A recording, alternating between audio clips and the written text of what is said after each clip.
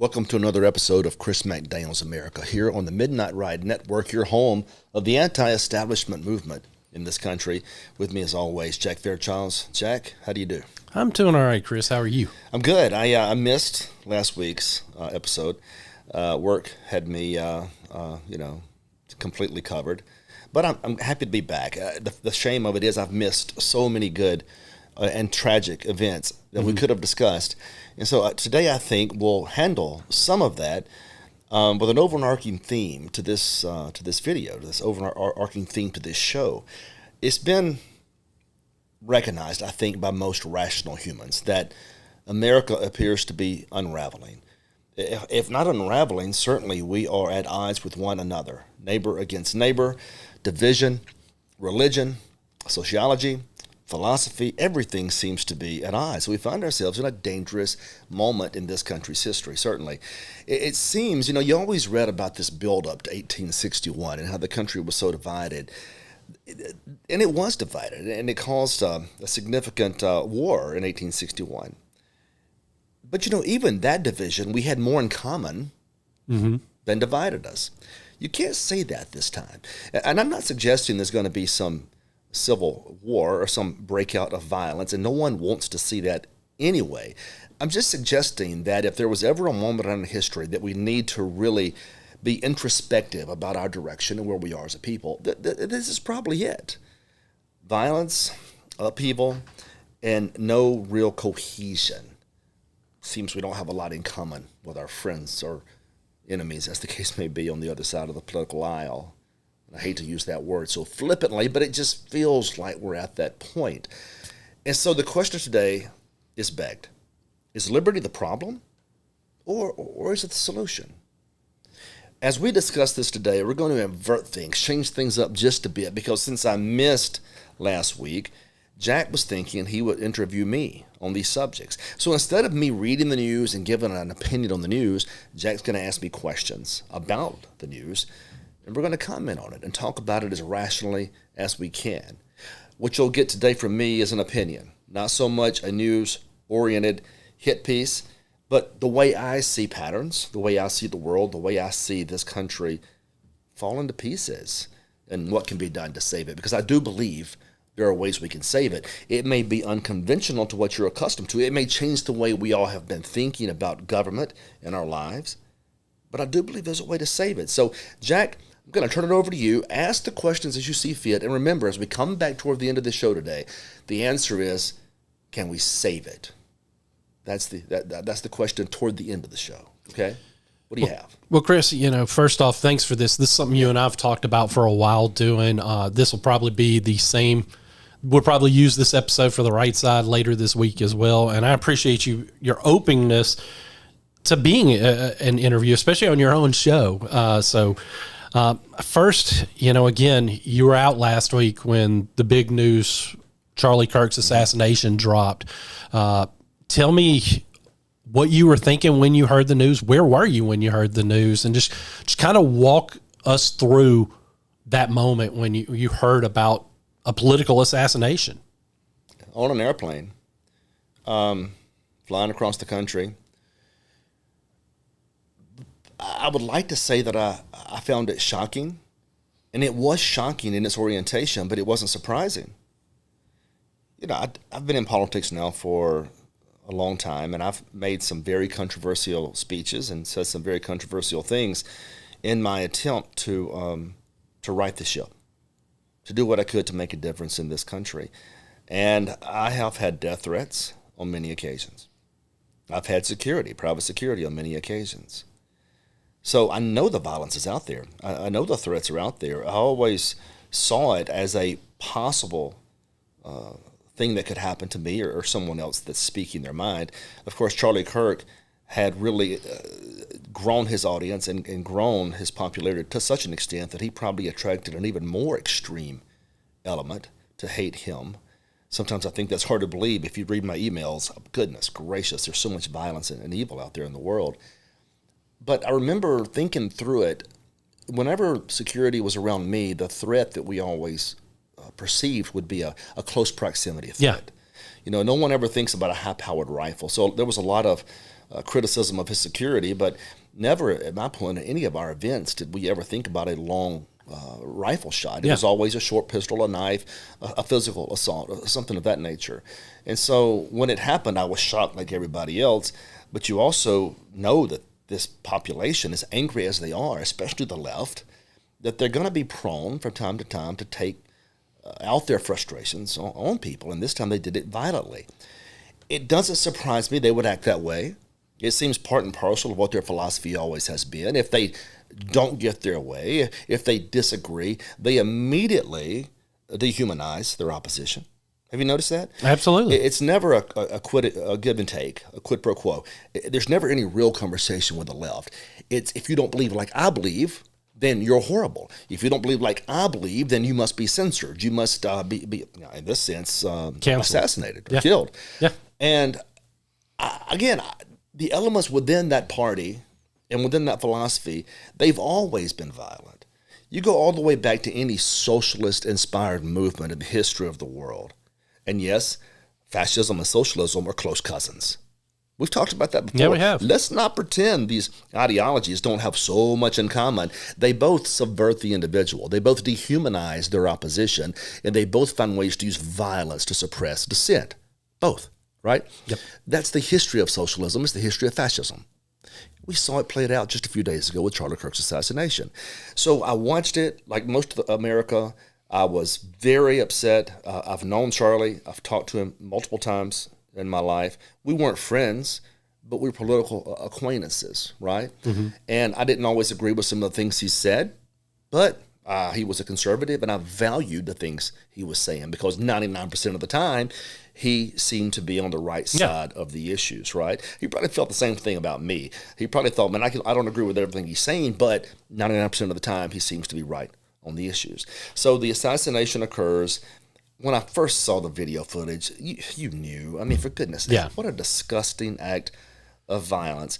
And I was praying on the plane, thinking on the plane that maybe he would survive. Maybe it wasn't as bad as what we thought it was. But you knew. Yeah. You knew. And so those few minutes turned into an hour or so, and then we finally got the report that he had passed from President Trump. And at that time, I really felt like that was a pivotal moment, not so much because it was Charlie Kirk, but because there used to be a time when liberal ideology was very careful about the way it spoke. Mm-hmm. I think it always harbored violent feelings, but it never quite would act on it. It would always, you think about this phrase, there was a time liberals did not like to be called socialist. Mm-hmm. Now they're openly socialist, proud to be called socialist. So they've moved so far to the left. At least now it seems we're starting to see the real people right behind the curtain. And I remember thinking, wow, this is going to be, and pardon the pun, but it is a turning point. It's not because his organization was the turning point or whatever the case may be. People saw this, as I think in many instances, as the final nail in old America. Our ability to be friends across political aisles, our ability to discuss things without violence and provocation. And I think maybe this was that moment that ended that. The question socially is and culturally is, will it continue? Will it make us better in the long run? Will it ultimately be the one weapon against our rights that we were always afraid of? More on that later. And whether or not we as a country can figure out a way to get rid of political violence once and for all. It was disgusting. One of the worst things I've ever seen, but it was even worse to watch those knuckleheads celebrate it. Right? Yeah. Right? And again, I want to get into the celebration, but I have to ask, Chris, because you've had threats made on you. Does this give you pause to want to speak out, to be the Chris McDaniel that we've seen, willing to go anywhere, speak to anyone? No. Look, I don't have a spirit of fear, and I never have. Some people may say that's crazy, but there's not a chance in this world I'm going to stop doing what I'm doing. Not a chance. I don't fear. I don't go into these things with trepidation. I'm strong. I know what I believe. I'm going to speak my mind. And what happened, going back to the celebration aspect, because I think that's super important. What kind of personality, what kind of evil do you harbor when you celebrate someone's assassination. You may disagree 100% with what that person believes. But what about common humanity? Yeah. What about just the idea that, that guy has a mom and a dad and children and a wife? The idea that you can move past just that bitterness just for a second. And here's what's crazy. The celebration wasn't isolated. No. There's what's the name of that organization? There's a Twitter or an X for liberals. Blue Sky. Blue Sky. Blue Sky. You go over there, and those people are literally celebrating out loud, and more importantly, have a list of other names they would like to see this kind of thing happen to. And I think that is one of the primary differences between us and them, is that we don't have that type of violent sentiment that runs through our entire movement. We may have outliers in the conservative movement that are prone to acts of violence, but it seems to be much more prevalent in the left. Mm-hmm. And I hate to use this example, but it's a comparison between Christianity and Islam. Mm-hmm. Christianity may have elements of violence within it in smaller numbers, much more so than Islam does. Mm-hmm. It's like some movements become so detached and so certain of their way that they'll do anything to maintain superiority. And that strikes me as the liberals and the socialist ideology have in common with this more radical Islamic movement. But that struck me as well. Who celebrates the death of somebody? I would never do. You would never do. No common, decent human being that I know, and I know a lot of people, would have ever celebrated the death of any number of liberals or socialists on the other side of the equation. We would have been terrified, horrified at the act, horrified that one of ours could have done it, and we would have condemned it. Mm-hmm.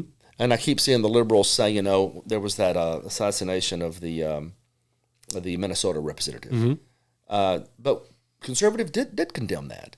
They absolutely did. I didn't see a single person celebrate that. Did you? No, it didn't happen. I didn't see it. I looked because I was alarmed by that as well. Anytime you walk up to somebody and shoot them because of a belief system, you don't belong in this country. Yeah.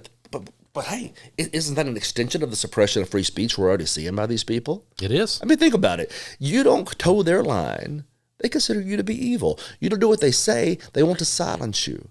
It's whether it's speech codes on college campuses or hate codes in the law, it's always a power struggle with these people. And whereas conservatives try to convince people that they're correct, liberals always use the force of government to do so. That's what makes them particularly dangerous.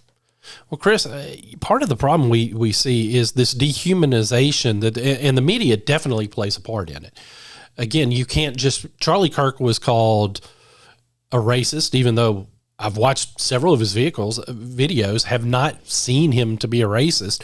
He has called multiple names, and all he was a guy that wanted to invite debate. He wanted to sit down with the other side, have that conversation, and apparently having an active debate with people, especially if you're good at it, it's one where the left decides that they have to dehumanize you. And the media played a huge part in this. If you remember, after Donald Trump's the first assassination attempt on Donald Trump, they said, we got to dial back the rhetoric.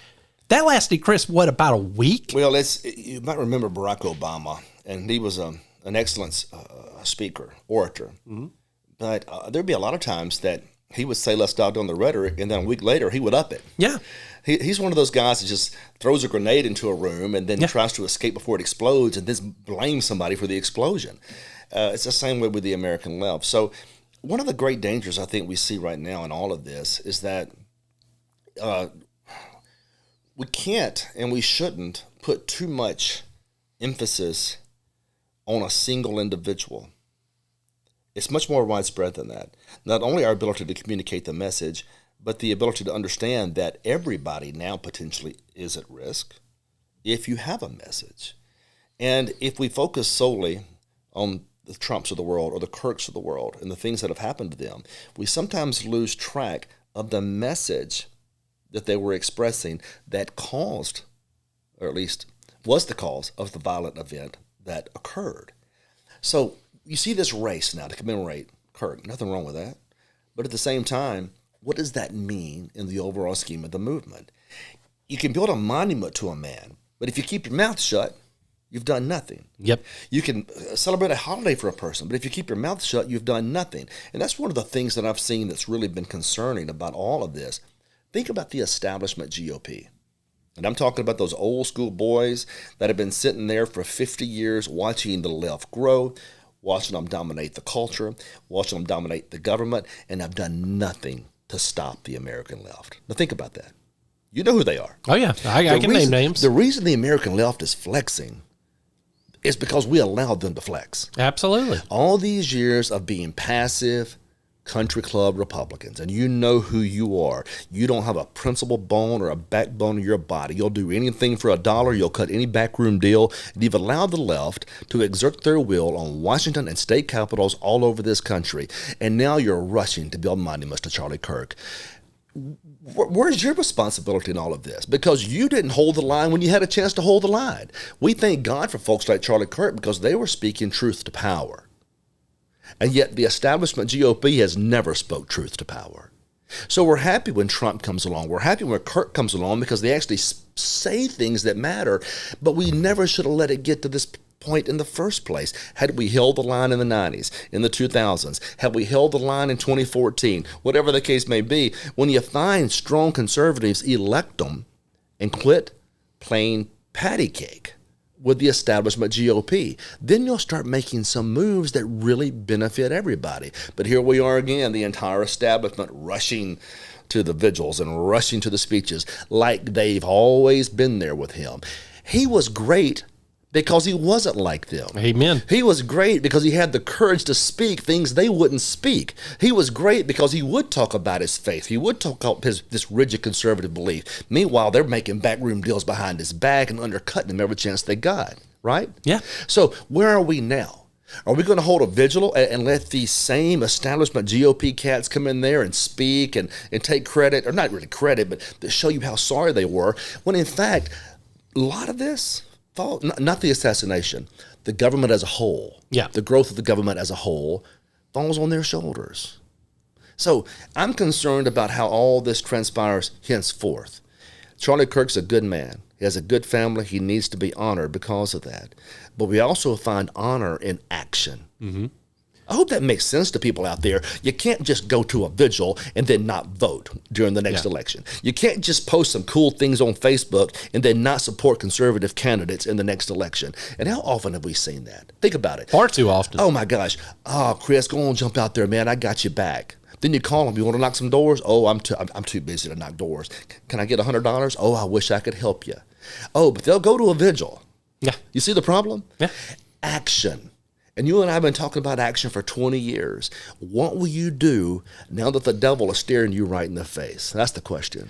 And they are. And that leads me to my next question, Chris. Do you think this is a wake-up call for conservatives? Do you think this is the line in the sand where they will get involved and get You would active? think something would eventually tip the dominoes over. I mean, think about it. It's not our loss of liberty.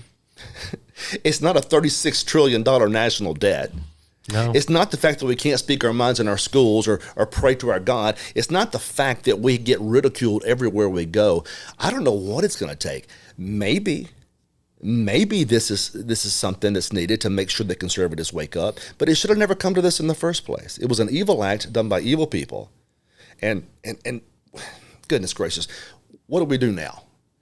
I'm only asking people not to fight physically. Forget all that. I'm talking about fighting politically and rediscovering your conservative base, rediscovering those impulses that make this country great in the first place, American institutions and traditions and faith and community and small government and liberty. And that leads me to my next question while I'm complaining. We can't hate the liberals so much that we ignore the Constitution. What? Hold on, I'm getting to it. Let's put it another way. You can't hate them so much more than you love the Constitution. You got to love the Constitution first. Now, what does that mean in practice? You can't curtail their liberties. Nope. You got to respect their choices up to a certain point, don't you? You do. I heard an alarming comment a few days ago, and thank God it's been corrected, because Pam Bondi indicated they were going after hate speech. But she did correct that. I thought that was a really, a wise move on her part. Yeah. But the problem about going after hate speech is that that's protected speech. You say, how's that possible? Well, hate speech is subjective. And who decides? That's my fear. Who does decide? Do you want Barack Obama deciding what hate speech is? No. Do you want AOC demanding or deciding what hate speech No. is? Because if AOC demands what hate speech is, we're cooked. Yeah, it's going to be a different definition than what we believe. Well, you're it going to be. straight to jail at that point. So remember, hate speech is protected speech. The speech that's not protected is speech that incites immediate violence or immediate physical threats. That's different than hate speech. So Bondi did clarify that's what she was talking about. But when she first said it, I said, oh no, here we go. Here we go. We're starting to hate the liberals more than we love the Constitution, right? And I get you got to push back, but it has to be done with respect to liberty and individual freedom, consistent with our charter, because one day we may not hold the power of that federal government. And if you create this bad precedent, they're going to come back to haunt us with it. Am I right? You're 100% right, Chris. And it is part of what makes everything that's going on right now extremely frightening, not just because you could be shot merely for engaging in debate, but also because if there is a gross overreaction, then we could lose potential rights. And again, I don't have to agree with a liberal, but I should be willing to fight for their right to say whatever they want. Because again, that is freedom of speech. We don't need to concede and give away, because at some point we're not going to be the party in power. Well, it's not just with speech. Sometimes liberty is a very uncomfortable component. And part of what makes it uncomfortable is that what's good for me may not be good for you and vice versa. Yeah. And you find elements within both parties that try to control the other people, try to control the other party. Yeah. And from my perspective, if you're using force to control, coercion to control, big government to control, you're on the wrong side of history. It's a problem. You're on the wrong side of history. Doesn't matter if you're a leftist or a conservative. If you're using force on a fellow man to control them, their thoughts, their behavior, their speech, their religion, whatever the case may be, you may claim you know better. You may claim you did it for the right purposes. But America's not built on coercion or force. Heck, I thought we were built on a small government concept. And it's the very thing the left hates about us, because we do try to tell them from time to time that big government is not the answer. But let's not forget, their whole movement is predicated on control. So they need big government to control.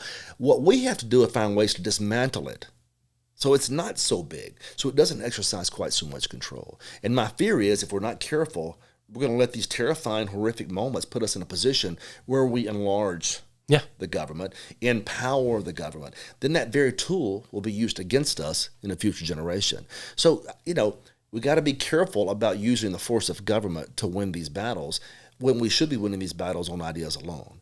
And here's the good news. Conservatism is now more mainstream than it was just a few weeks ago. I agree. Because this tragic event occurred to him, this horrific event, and the people out there at least begin to wake up and say, you know what, our opposition is a little batty. Yeah. They are violent in some respects. And so that elevates the need to get something done more quickly. And so now people are talking about conservative ideas openly for the first time in some time without shame. And that's a good place to be. Chris, before we have to take a break, I do want to ask you, again, remove the politicians that are there, but what does it say to see that many people turn out for a memorial service like that? Is that encouraging that maybe these folks only to the extent they take the next step? That's my point. Only to the extent that they take the next step. You think about this. We put so much emphasis on a presidential election every 4 years. Mm-hmm. People will actually come out to vote for that. And then the votes that matter just as much, if not more, as it pertains to your life, your state government, no one wants to get involved. Yeah. And that begs the question, if you really want to turn things around, if this really is a turning point, then it's going to take more effort than attending a vigil. Because look, we've been really good at, I'm not being critical here, I promise, but I've been down and have watched from the beach these massive Trump, what do they call these things? Boat rallies. Boat rallies, yeah. And what do? They all the boats go and they get the flags. Mm-hmm. And that's really neat. But it has never won an election. No. It's really cool, but all that manpower and money for the gasoline and money for the flags, if you chose the right candidate and backed the right candidate for a U.S. Senate position or a congressional position, you might be surprised how you can change this country. Yep. So those rallies are fun, and they're important because they're places we can, share camaraderie and share ideas and project those ideas. But it means nothing unless you take it to the streets, so to speak. Your local councilman matter. Your sheriff matters, right? Your supervisors matter. And you want to elect conservatives across the board. I'm not talking about, Johnny come lucky lately Republicans. I'm talking about conservatives you know and trust. I don't know why we can't engage at that level. So you're right. To see these vigils, I love it. What now? What do you do now? Do you go to the vigil and say, that was a great vigil, let's go back to work? Or do you get to work on things that really matter to this country? That's the question. And that's always the concern, because we see so many times where people, something like this happens, they rally for a moment. Yeah. But then when it matters, like elections, like you're talking about, they stay at home again. They just don't want to get involved for whatever reason. And now is a time to choose involvement. Now is a time, again, if you believe in what Charlie Kirk was saying, if you believe in what he was fighting for, then you should be motivated to action, not just to be seen. He's a really good man, really good family. And I feel so terrible about what's happened to him and his mom and his dad and his wife and his kids. And this will be a memory for us. Yeah. It will be a stepping stone for our movement for a long, long time. But going back to my original point, what will you do now? I mean, look, I know I'm a pessimist. I get that. But we've seen not things quite like this, but we've seen people rally, and then we've seen them quit. Yep. And they'll rally a little bit, then they'll quit. How far will you go, right? How much you willing to fight and really do something for a change? This is more than speeches. It's more than get-togethers and cocktail parties. This is a call to action for the entire country if you value what's left of this country. And I pray for them. I pray for that family. I'm so sorry this all happened. But now what do we do? Yeah. And that's the real question. Absolutely. And I think, Chris, we're up on the break, so I'll take us out for a change. This is Chris McDaniel's America. I'm interviewing Chris today, and when we get back, we may shift gears and we may finish up on this topic, but we got several more topics we want to cover with Chris today.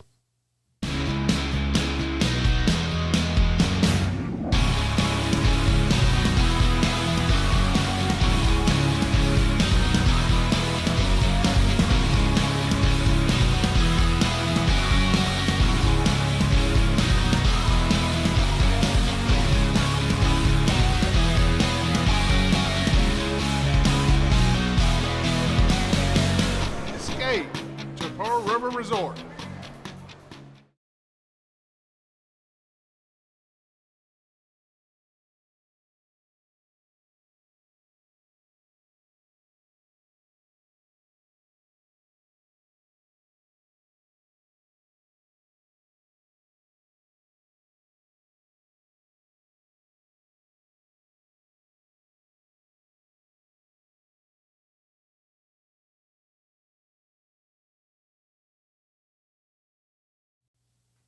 Welcome back to Chris McDaniel's America here on the Midnight Ride Network. Treat today, I think it is anyway. I am actually being interviewed by Jack as opposed to just talking about news, as the case may be. So let's return to the scheduled programming and go from there. Absolutely, Chris. And I did have one more question on this Charlie Kirk assassination. As always, when something like this happens, conspiracy theories run wild. You've seen them. You've seen multiple folks, tap into, maybe this is why he was shot. Maybe this is it. It almost seems like whatever the official story is, even if the official story is correct, there are people out there that just are never going to accept it and want to run with conspiracies. What are you making of some of the conspiracy theories that have been thrown out in this assassination? I told you when we first started this show that I'm not a fan of conspiracy theories, and I'm going to tell you why that is. Because if the proof is there, I can be convinced. Yeah. But more often than not with conspiracy theories, there's no proof. It's speculation. Yeah. And I guess my training in the law and my training because of my dad, I told you years ago that I wasn't allowed to have an opinion or make an argument unless I had sources. It was kind of a funny thing he always did. Fine, your position is great. I like the fact you've said it. Now go give me two sources. I want to see exactly where you got this position. So this is the way I look at it. Humans, and we're all the same in the sense that we don't know really how to calculate and understand tragedy, it's hard for us to really understand why these things occur. And what if I told you that the world is sometimes a very chaotic place? People don't like to assume that or to confess that. We believe, because it makes us sleep better at night, that there's a degree of control over things. You know, somebody will take care of it. You've probably heard that. Oh, yeah. We hear about all these disasters, and we always think, well, somebody's going to take care of that. Somebody's going to handle that. The reality is the world and civilization and countries are very fragile things. We don't like to confess that. Secondly, when we see tragedy occur to someone as good and wholesome as Charlie Kirk, it dawns on us, heck, we're all kind of at risk. Right? Yeah. And it dawns on us again, well, why couldn't they have stopped that? And it creates a cycle of uncertainty that we try to explain, to rationalize this tragic thing that we've seen. Sometimes the answer is really simple. Sometimes the answer is just as simple, like a maniac kid with a high-powered rifle shot somebody. Sometimes it's that simple. But if we can see that, it makes us feel even more insecure because we think, oh my God, if it's that simple, why couldn't they have stopped it? Mm-hmm.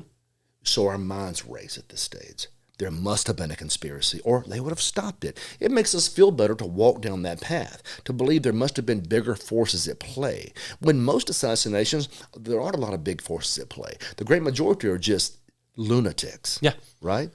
So we try to rationalize it. It makes us feel better. And immediately after this happened, I start getting tons of texts and emails. I can imagine. And the emails run the gambit. This was a conspiracy involving Israel. I haven't seen any evidence of that.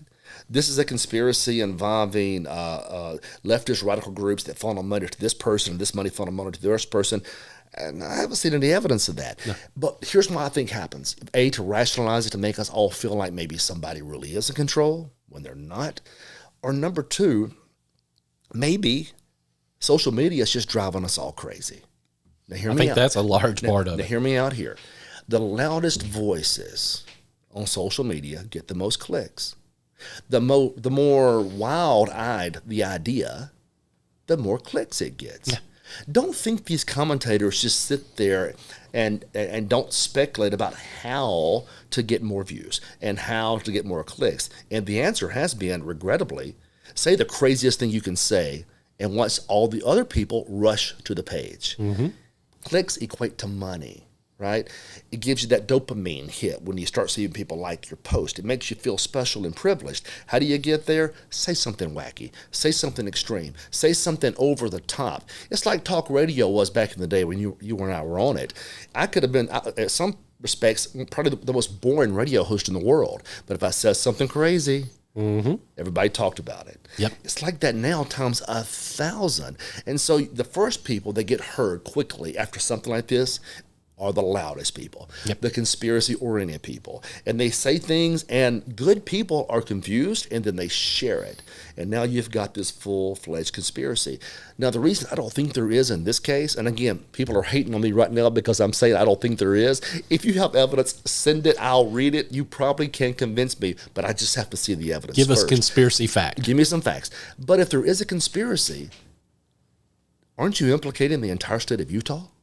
Yeah. Has anybody thought about that? I mean, I realize I don't trust the feds. I don't think anybody should trust the feds. I haven't trusted the feds since, probably the 1700s, right? Yeah. Utah? So all these conspiracies and all these Utah law enforcement officers that were on the ground that day, that have done the investigation that day, that have been with this person or have been researching this, don't you think those individuals, had they sensed a broader conspiracy, would be yelling at the top of their lungs? Yeah. But we're not hearing it from Utah authorities. Now, the feds, I get. Nobody trusts the feds. Yeah. But I'm pretty sure you can trust that local sheriff there and his deputies in Utah. So, no, I don't think there's a widespread conspiracy. I think it was a lunatic, a madman who was evil. That's something else. We don't like calling evil evil. No, we don't. So we try to explain it away. He was evil. Yeah. He got radicalized somewhere, more than likely by leftists. I know they're trying to fight that now. They say there's no proof of that.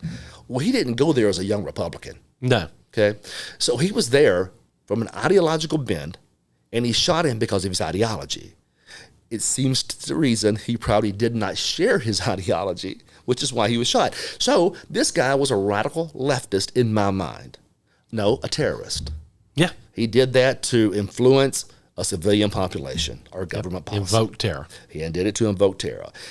Say what it is. He's evil. But we don't want to do that. It makes us feel bad. That's what that act was. It was an act of pure evil. Absolutely, Chris. And you're talking about how rationalizing, and that's why I wanted to go there before. Of course, Jimmy Kimmel, late night talk show host, he's been suspended by ABC, potentially going to be canceled. Who knows what they ultimately do in this scenario. He basically was trying to somehow paint the shooter as MAGA influenced in a statement he made that was pretty idiotic.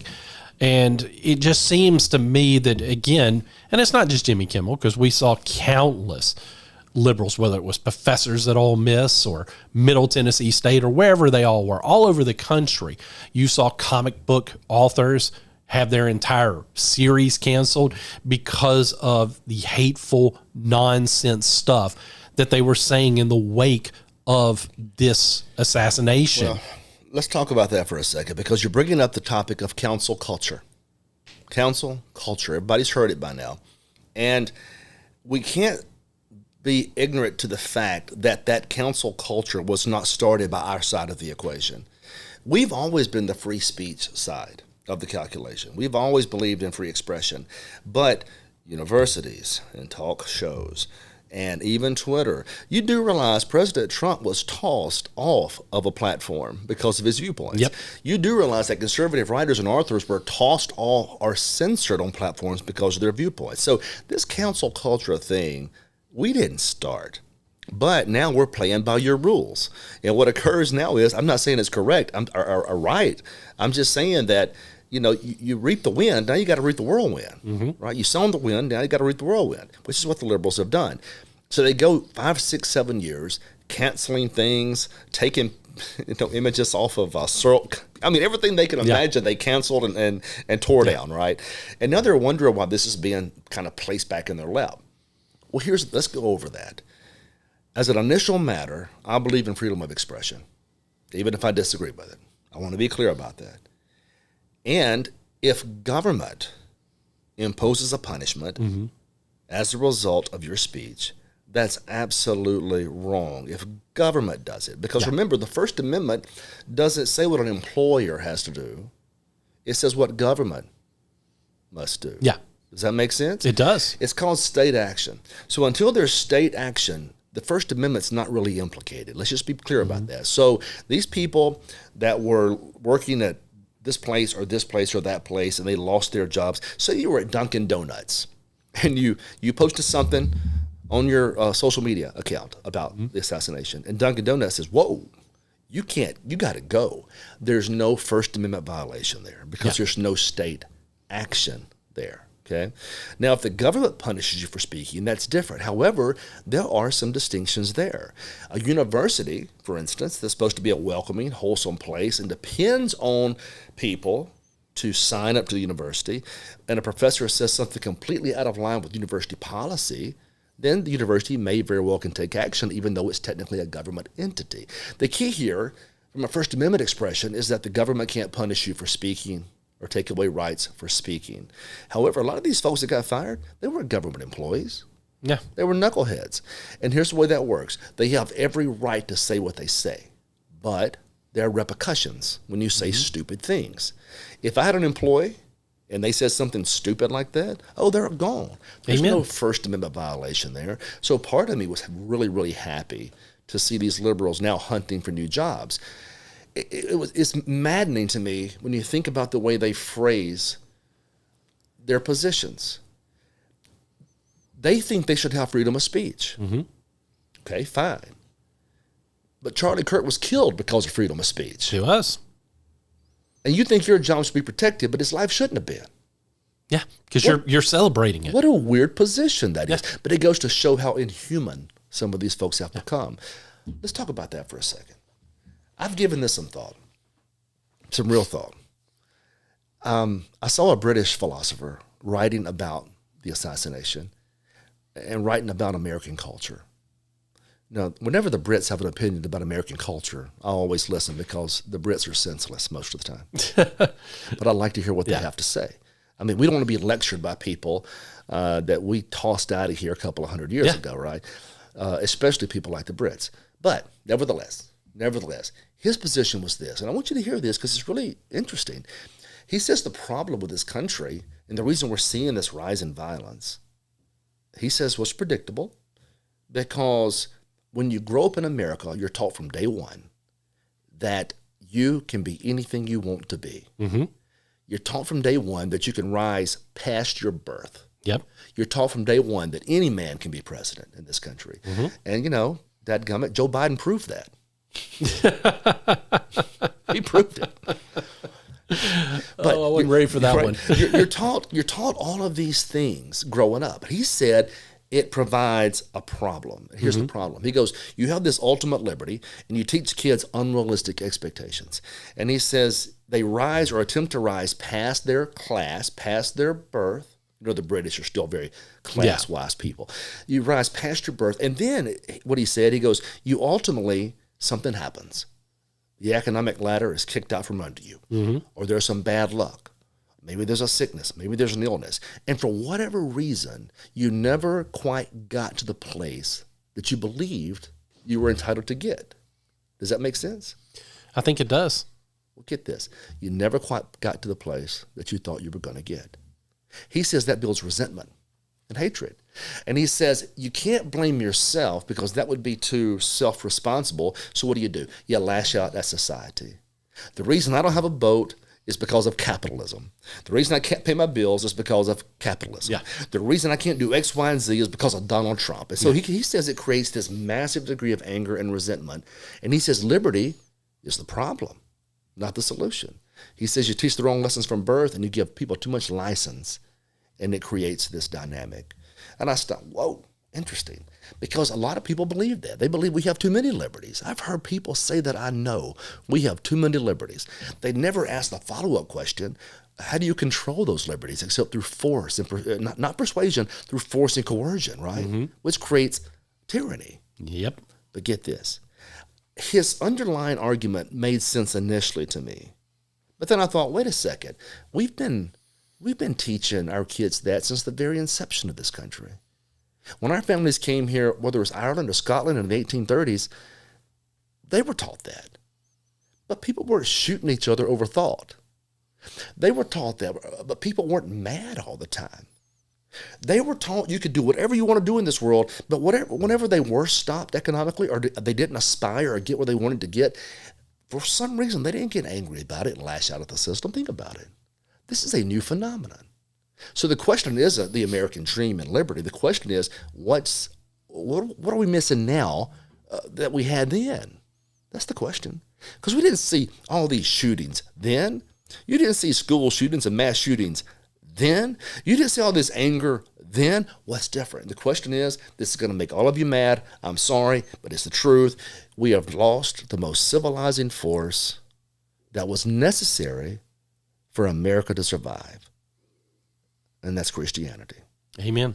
Well, hear me out, because I'm not a perfect person. I'm a sinner, and I'm not good at judging people because I know I'm a sinner and I've got my own problems. So let me tell you something about that. You can't take a population, give them all this liberty and freedom, and then remove the very ability for them to self-regulate their own lives and affairs. You may think theology is wrong. You may think Christianity is wrong, but you got to concede it gives people purpose. It gives them compassion. It makes them care about their fellow man. And even when they finally get to that point where they can't go any further economically, we're taught not to be jealous. We're taught not to be selfish. We're taught to know our place because God has a plan. There is a peace in that plan that God provides. But now what have we done? We've taken a whole generation of kids and we've told them God doesn't exist. We've taken a whole generation of kids and we've pulled them out of church.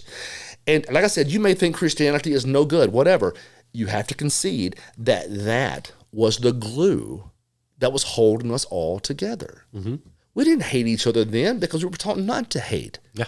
right? We didn't think the other side was evil because we knew what evil was. We still had disagreements, Right. but we were able to be civil about it. Now, when you remove that component, which is a civil, you may think it's not, it is a civilizing component. It makes us less barbaric to act with compassion and care and grace and understanding and forgiveness. We all know we stink. We all know we're sinners, but we at least treat each other with a degree of forgiveness and compassion. But you remove that from a population, and now you got bitterness and resentment and hate. And then you bring up Christianity, and they hate you even more because you dare to even mention it. We're not trying to impose it. We're not trying to force it. That would be antithetical to everything in this country. We're just suggesting that it had its purpose in a free society. And by the way, our founders thought that as well.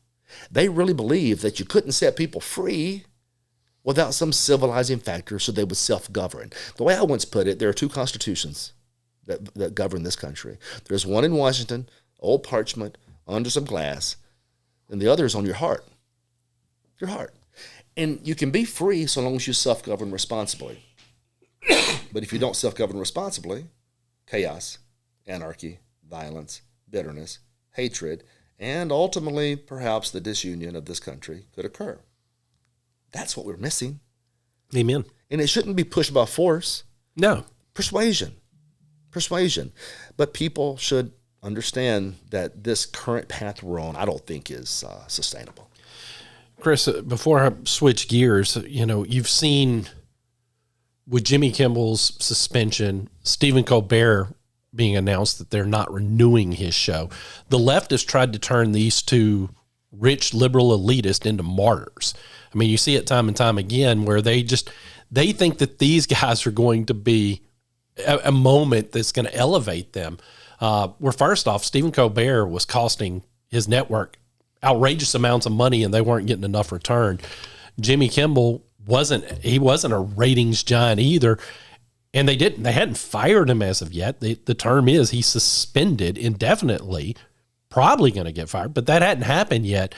What do you make of them trying to make folks like this, elitists that don't really connect with common people, into their martyrs? Yeah, I've never liked the concept of martyrs, especially like that.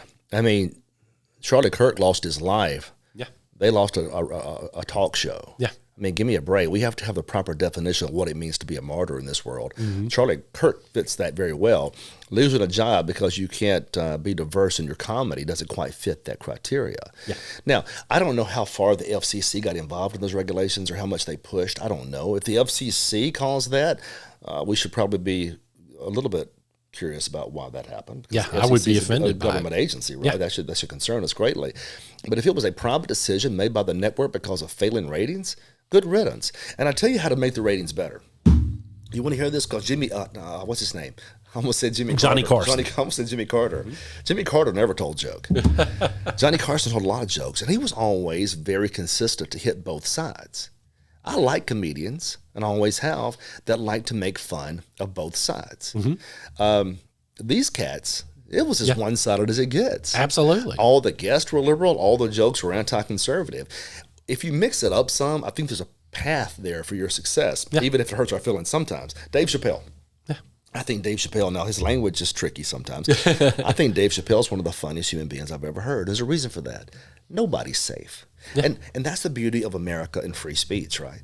Yeah. Because when he stands up there and he's on the stage, white, black, Asian, conservative, liberal, you're about to get something. He's about to hit you somehow. That makes it brilliant. Yeah. Now, it may be for a moment a bit, why's he saying that about me? But then you're laughing so hard, you lose track of the seriousness of the charge because you recognize, guess what? It's just comedy. But these guys weren't just comedians. They were pushing one wedge, one group, one ideology. And I think that's probably why those ratings fell, which makes sense. Yeah. I never watched it because I didn't see it as funny just to keep getting beat up every second and not to share some of the comedy to the other groups or whatever the case may be. I think you're 100% right. And I saw a clip just the other day of Johnny Carson talking about why his shows needed to stay more apolitical. And it's something that the current talk show host and whoever follows in the path of Stephen Colbert or Jimmy Kimmel, they need to hear that, and they need to adhere to it, because their job's to entertain, and they haven't been entertaining. Been a while. Well, Chris, we're getting close to the end, about 10 minutes away from the end of this one. And I have to go to another topic here, because I think folks will be mad. You gave me the interview, so I have to ask you about a couple of things. You recently had a speaking engagement on the coast. First, it was publicized as your return to politics, which amused me as the guy who sits across from you every week talking politics. So I don't think you've ever left politics, but it also sparked some chatter of your future, Chris. And I don't expect you to announce anything now. It'd be awesome if you did, but I don't expect you to announce anything. But what are you thinking? I mean, especially in this climate, what are you thinking future-wise? I think there was a story that I can tell you about that happened that night. I think probably ended my political career. So I had, clearly. I thought this show did that. Well, this show, surely, all these shows have their own unique nails into my political coffin. If you don't think, just wait. It's coming. It was funny that night because I make it down to the coast. And, here lately, I've been so busy at work that I have neglected to get haircuts. And I have neglected to shave. As you can tell, this is not exactly my most trustworthy. I'm a pirate now. It's not my exactly most trustworthy look.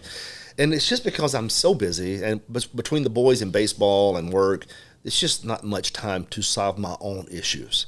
Does that make sense? It does. I'm solving everybody else's problems, but my simple issues, like my haircut, I had not solved. So here I am, I get to the coast, and I've got this Irish afro. If you're Irish, you know what I'm talking about, right?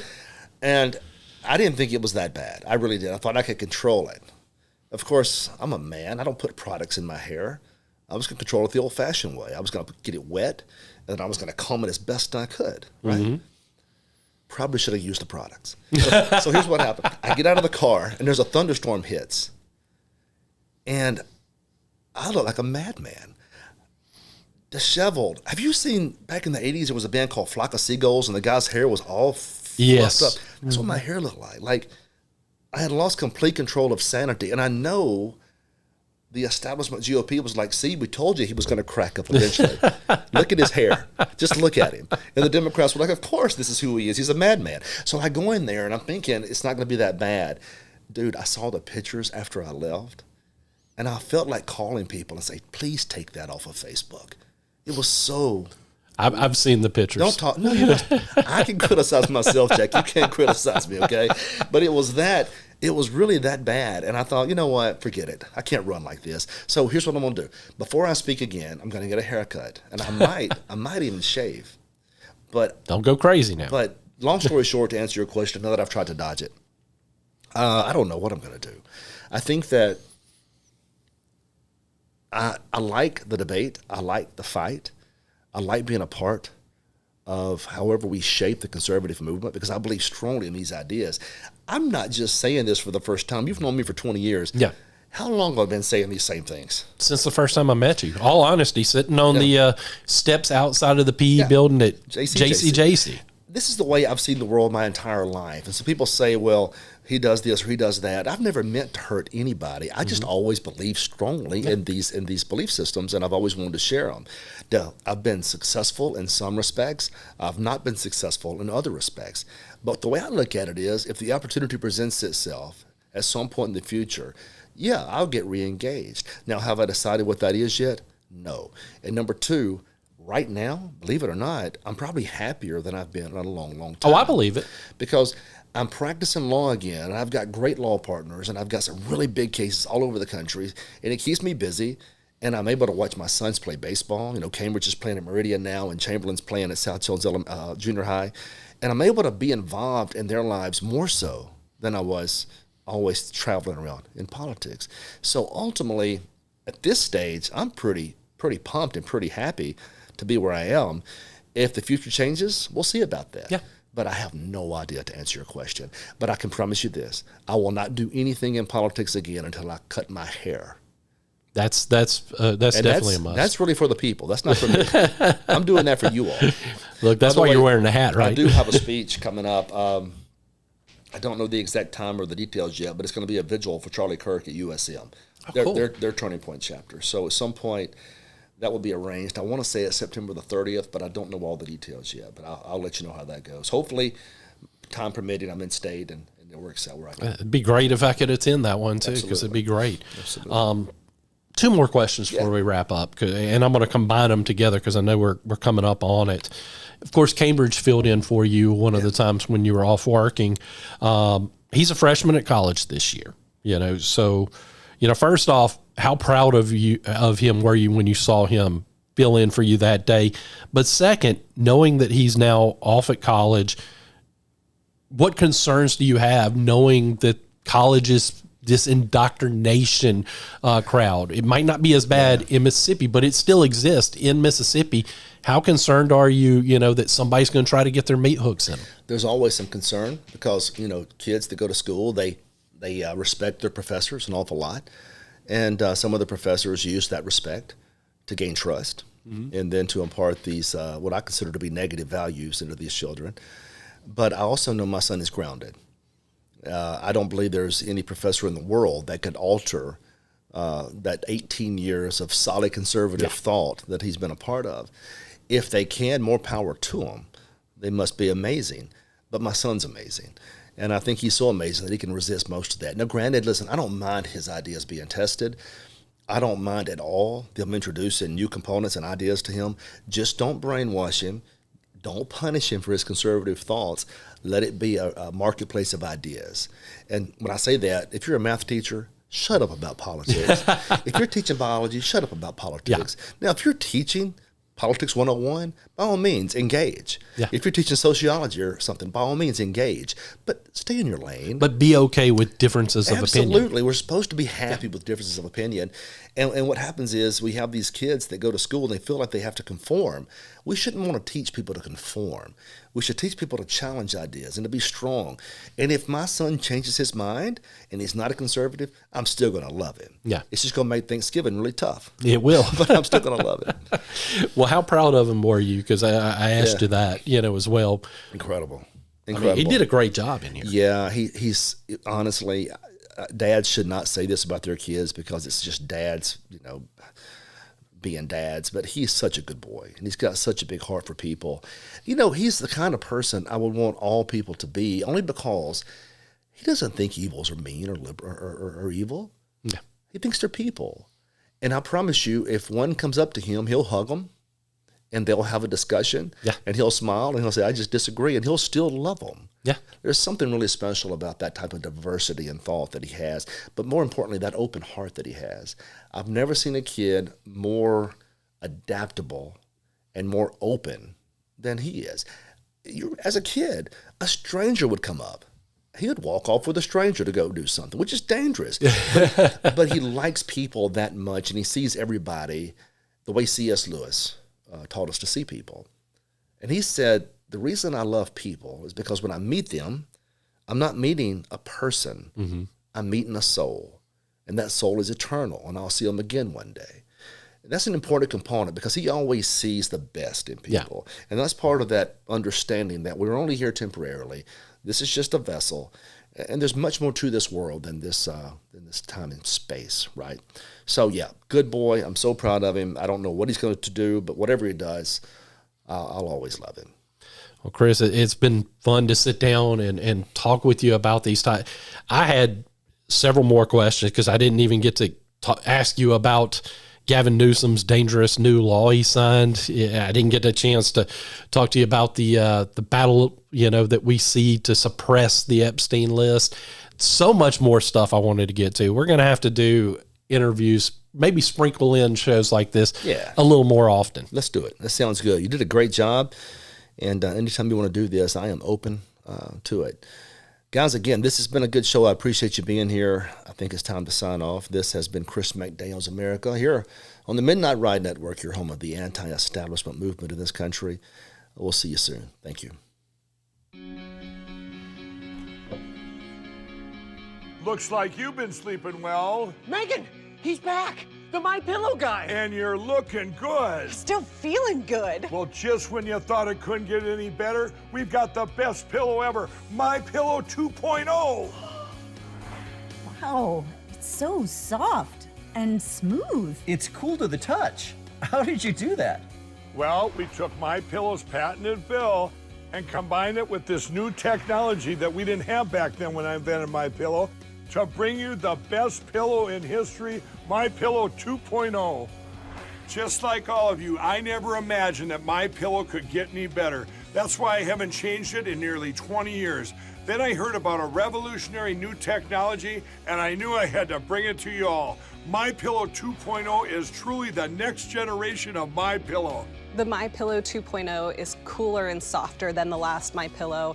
It is so comfortable to sleep on at night. I look forward to going to bed, and I wake up well rested in the morning. Sleep is all about temperature and height. MyPillow 2.0's patented adjustable fill is going to give you the exact individual support you need from your head to your bed. And now here's where it gets even better. We've all experienced those temperature-related sleep interruptions where you get too hot, you toss and turn, you flip your pillow over to the cool side. Well, all that's gone with my brand new MyPillow 2.0 cooling fabric that's made with temperature-regulating thread. The best sleep just got even better. Whether you have a MyPillow or not, you need to get the brand new MyPillow 2.0. Call or go to MyPillow.com now. Use your promo code, and for a limited time when you buy one, you'll get a second one absolutely free. You're sleeping even better. And cooler, too. And you're looking good. Feeling good. I knew you would. Visit MyPillow.com.